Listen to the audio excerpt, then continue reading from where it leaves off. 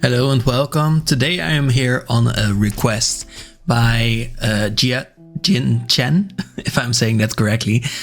They started playing Magic the Gathering as they are a fan of Final Fantasy. And the precon of Yshtola got them hooked, but they needed something that is a little bit more powerful. So of course I said yes, and I wanted to make an optimized Yshtola deck. So here we are. Let's look at it. It is a fun one, I would say, because it is very combo heavy. And if you want something that is more optimized, I think Yshtola can be a very strong contender for the optimized bracket. I wouldn't say it will get CEDH status because it doesn't really do anything to further its game plan necessarily. Otherwise, it just gives you some value, which could happen, but there are better options for that. But let's begin anyways. So Yshtola is all about playing big non-creature spells, of course. Now the thing is, in the more casual decks that you will make, you will have actually more of those than in a more optimized deck. This is something you often see where you are kind of moving away from the commander just a little bit at least. But let's talk about it. So optimized decks are a bit different than what I normally do, but we still have board wipes, we still have the normal things. For example, I have 3 board wipes here, so not a lot you would say. I have a few definitely here as I was asked to make something that would go up against some more aggressive strategies. You will need some smaller board wipes. Perhaps if you notice you are still getting aggressed on, you can get some more, but I will talk more about the interaction later. Toxic Deluge is a great one for the early game. It's just 3 mana to give creatures -X, where you can choose how much life you will pay. If your opponents have a bunch of small creatures, perhaps you choose 3 and your commander will stay around. This is mana value 3 or greater. I won't say this every time, but that means that it does trigger Yshtola. Starfall Invocation I think is very good as it destroys all creatures. It's 5 mana, so it's a bit high costed, but you can gift someone a card and then return a creature card from that is put into your graveyard this way to the battlefield again, so that again you will save your commander, for example. And Jihani's Expertise does -3/-3, sorry. So it also saves Yshtola. Also you can cast a card with converted mana cost 3 or less from your hand, which means you could also trigger Yshtola with the perfect card. Now in optimized decks you have way more card advantage like cards. Not all of these are actual card advantage, but some of these are tutors, for example, so they don't really give you an extra card, but can find you something. And interaction is way more heavy in these more optimized decks. For card advantage, again, there's a lot here. We have Treasure Cruise. It's the cheapest one here. It has Delve, so each card you exile from your graveyard pays for 1, and then you can draw 3 cards. It's very easy to cast this in this deck as you will play a lot of instants and sorceries. Then I have Curiosity, which whenever Yshtola deals damage to an opponent, you may draw a card. And of course you will trigger her many times, so you can draw a lot of cards, and there are more effects like this. Decorum Dissertation is a new one from Strixhaven that can return on every one of your upkeeps. I think this is really good in this deck as it's 5 mana and then will draw you 2 cards, lose you 2 life, which can also be a combo piece on its own, the losing of 2 life. Talion, the Kindly Lord, is a great one that allows you to choose any number between 1 and 10. And then whenever an opponent casts a spell with that mana value, power or toughness equal to that number, the player loses 2 life and you draw a card. So that's great too. Now we have some usually good things, but I won't go over every one. I do want to note Ophidian Eye is 3 mana to give you that same effect of dealing damage to an opponent, and then you may draw a card. You can put this on Yshtola to get that constant trigger. I don't have a mystical tutor here, even though we have a lot of instants and sorceries. We really had to choose between which cards we wanted to put in here. And some of our combos work around enchantments, so Enlightened Tutor is very good in that sense. So that if you have one of the two pieces, you can definitely find the other for cheap. Esper Sentinel, of course, very good. Allows you to draw a card whenever an opponent casts their first non-creature spell each turn. But they can get out from under that by paying its power in mana. Vampiric Tutor, of course, very good in combo decks. And then Rhystic Study, of course, to draw you a bunch of cards too. So your second Mystic Remora here, basically. Or Esper Sentinel. More tutors, and let's not go over everyone. For interaction, we have a lot too. We have enough things that counter our opponent's combos, so that if you are up against another combo player, you can still win. But I made sure to put in enough removal as well. So we have Swords to Plowshares to quickly remove something. Stroke of Midnight is very flexible and is here because of it. Unexplained Absence is interaction, and this is also why I didn't name it removal here. It is interaction because you can exile up to one target non-land permanent that every player controls. So one of your own as well if you want. And then for each permanent exile this way, the controller cloaks the top card of their library. So you can choose which one you will exile. By the way, I said if you want, but it definitely depends on the board state, but then you have to do it. Anguished Unmaking, as we are in great removal colors, I put it in there as well. Some land removal like Fel the Profane for creatures and Witch Enchanter for artifacts and enchantments. I have Ghostly Prison in here, not really sure if it counts as interaction, but it stops your opponents from attacking you. And as you don't have a lot of creatures in this deck, this is definitely a great value if you are playing against aggro commanders. Submerge, really good here because if an opponent controls a forest and you control an island, which you should be able to do, you may play Submerge without playing its mana cost, and then put target creature on top of its owner's library. We have some more free interaction. Snuff Out is free if you control Swamp, but then you do have to pay for life, but we don't really mind that much. Also, at the beginning of your end step, if a player lost 4 or more life this turn, you may draw a card. With Snuff Out, you instantly do this, of course. Dismember, sort of the same thing, because you can pay for the Phyrexian mana with life, and then give a creature -5/-5, just for 1 mana, basically. Sink into Stupor is another land that can become a return target spell or non-land permanent an opponent controls to his owner's hand, so a bounce. We have more bounce, by the way. Cyclonic Rift, definitely a good one. For 2 mana you can bounce 1 thing. Don't forget you could do that, but the Overload thing is the best part usually, where you can bounce all of your opponent's creatures. Pact of Negation is another free spell to counter something, but at the beginning of your next upkeep you must pay 5 mana, or if you don't, that's a choice, but then you will lose the game. Misdirection can be free if you exile a blue card from your hand rather than paying its mana cost, and then you can change the target of target spell with a single target.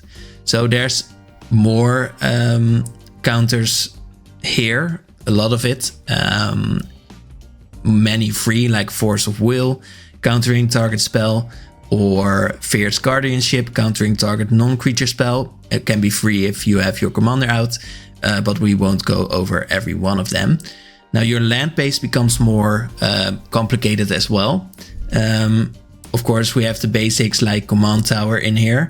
But there's a lot of, as I showed you before, jewel face lands like Boggart Trawler I have in here as well. Can also be a creature that you play to exile target player's graveyard too, but could also be a land. So can be an interaction, but can also be a land sometimes. And then of course you can go as hard as you want on the other lands. I have a few tapped lands that are also surveilling for you. Of course, that is very good if you can put unnecessary cards into your graveyard or stuff like that. For example, Sea of Clouds, very good because in Commander basically almost always you get to use it untapped. And there are more expensive lands, but I've put in more than usual because we want some more optimization, and this definitely speeds you up and finds you your colors that you need. Now for ramp, I have some basics like Arcane Signet, but I also put in Dark Ritual because in these types of decks, sometimes you just need to be very, very fast, and Dark Ritual can definitely help you with netting you to black mana. Soul Ring, of course, like I said, some basics and some talismans as well. In here, I also counted Smothering Tithe, which whenever an opponent draws a card, that player may pay to, and then if they don't, you create a treasure token. And Lotho, Corrupt Sheriff, or Sheriff, 2 mana, apparently halfling Lord of Rings thing. Sheriff? I don't remember that. I have read the books pretty recently. When was the set coming? When did the set come out? I'm not really sure. But whenever a player casts their second spell, you lose 1 life and create a treasure token. So basically you're Smothering Tithe on a stick, sort of. But not really. Now let's talk about the interesting things. How will we actually win the game? Well, we could ping our opponents to death with Yshtola, but that takes a lot of time. Casting a lot of non-creature spells definitely can get you somewhere, but you won't really finish the game with it. Now, there are a few things that really work well. You are drawing a bunch of cards, so Shieldred can gain you a lot of life, but also make your opponents lose 2 life every time they draw a card. So very good here because you gain a bunch of life back that you are losing perhaps on purpose, and definitely a very strong card in this deck. Does get more expensive and more expensive every time, as Shieldred probably won't be reprinted in a normal set. But okay, Orcish Bowmaster Masters even, when they enter the battlefield, and more importantly, whenever an opponent draws a card except the first one they draw in each of their draw steps, so their second drawn card, Orcish Bowmaster will deal 1 damage to any target, and then you amass Orcs 1. So this definitely works as well, because pinging your opponents will trigger your Yshtola. So there are multiple things in here that can ping your opponents aside from your big spells, that can also trigger Yshtola. Now, what also is important is having multiple commanders. Now, you can put some cards in here that will copy your commander. In the more casual type of decks, you will play more of these perhaps. But Quantum Misalignment definitely is the best. So this one says create a token that's a copy of target creature you control, except it isn't legendary. Very important if you want to copy a commander. And then rebound, so you can play it again for free on your next upkeep. So that you will have 3 commanders, and this will definitely help speed you up. Now you can also double your commander's triggers with Delny, who says that if an ability of a creature you control with power 2 or less triggers, which your commander is, that ability triggers an additional time. So definitely if you have 3 commanders out and you can double each of their triggers, this will go very fast. Now, last one I want to talk about is that Pingomania set that I did talk about a little bit with Curiosity and Ophidian Eye. These cards are definitely very good, so keep your eye out for them. We also have Helm of the Ghast Lord, which says as long as an enchanted creature is blue, which your commander is, it gets +1/+1 and has whenever this creature deals damage to an opponent, draw a card. And if they are black, which your commander is, they will get another +1/+1, I guess. And whenever this creature deals combat damage or deals damage to an opponent, mind you, damage, not combat damage, that player discards a card. So that means that whenever your commander triggers and drains your opponents, they will also have to discard a card and you will draw one. And Sigil of Sleep is a removal every time. So whenever enchanted creature deals damage to a player, return target creature that player controls to its owner's hand. So you can remove all of your opponent's creatures every time because of your commander triggers. Now for combos, I have 3 in, or well, more, but 3 types of combos in here. We have a Mill combo, which is Crank and Ascension, or Mind Crank and Bloodchief Ascension. Mind Crank says whenever an opponent loses life, they mill that many cards. And Ascension, eventually, says whenever a card is put into an opponent's graveyard from anywhere, so also milling them, if Bloodchief Ascension has 3 or more quest counters on it, you may have that player lose 2 life and you gain 2 life, so you also gain a bunch of life. But making them lose 2 life also means that Mind Crank will make your opponent mill 2 cards. So in this way you get to mill your opponents all the way down to nothing. You can also win with Infect with Yshtola, which is kind of a weird type of combo. But for example, if we give her Pheresis, that means that you enchant your commander and then they have Infect. So whenever Yshtola then deals damage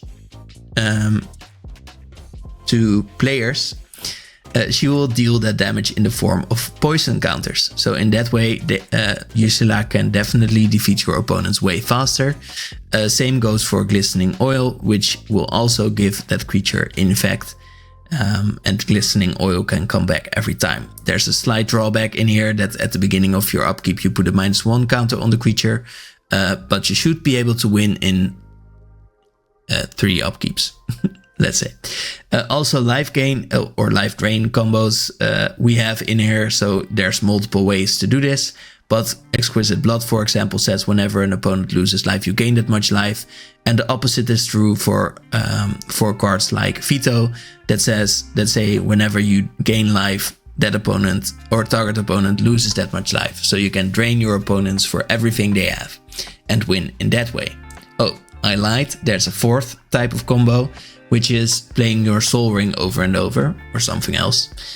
So how this works is your Soul Ring is 1 mana and can tap for 2 mana, which will net you a mana, if you don't know, whenever you play a Soul Ring. This is also why it's so good, because immediately after playing your Soul Ring, you already have more mana than you started with. So it is a ritual that will then stick around to give you 2 mana every time. Soul Ring is a combo of its own in a way.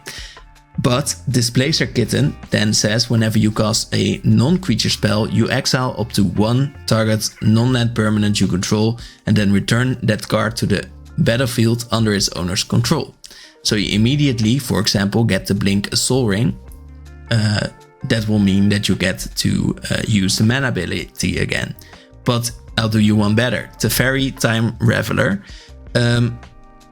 Definitely a good card if you're playing against other more late game decks, because Teferi says each opponent can cast spells only anytime they could cast a sorcery, so not on your turn, for example. This is definitely good as you can then go off with your combos, but Teferi also says until your next turn you may cast sorcery spells as though they had flash, definitely also good in combo decks. And return up to 1 target artifact, creature or enchantment to its owner's hand and draw a card. So what you can do, for example, is get your Soul Ring back into your hand with Teferi. With the -3 ability, you will draw a card. Then you play the Soul Ring, and then with the Displacer Kitten, you get to pick Teferi, as Teferi is also a non-land permanent, and you will return him to the battlefield. That means that you can again use that -3 ability to get the Soul Ring back into your hand. This also means that whenever you play that Soul Ring, you will be able to get even more mana every time. So you have infinite mana, infinite cards, and you should be able to win the game with a combo deck like that. So that was it. Let me know what you think about this deck, or if you know any more combos that are maybe a bit more optimized, or if you would build this deck a bit differently. Let me also know. But I think this can be very good and will definitely be able to win you any game you want. Now, you could tone this down a bit, but this is as optimized as I could get it. I'd like to thank you for watching and have a nice day. Bye.